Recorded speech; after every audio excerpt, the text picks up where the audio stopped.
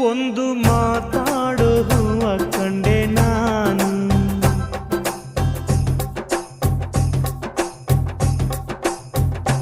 ಬಾಡದಂತ ಪ್ರೀತಿಯ ಹೂ ನೀನು.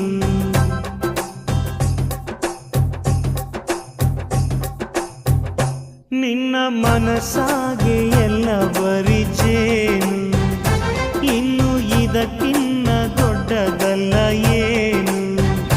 ನನ್ನ ಬಾಳ ಸಂತೋಷವೆಲ್ಲ ನೀನೆ, ನನ್ನ ಹಾಡು ಸಂಗೀತವೆಲ್ಲ ನೀನೆ.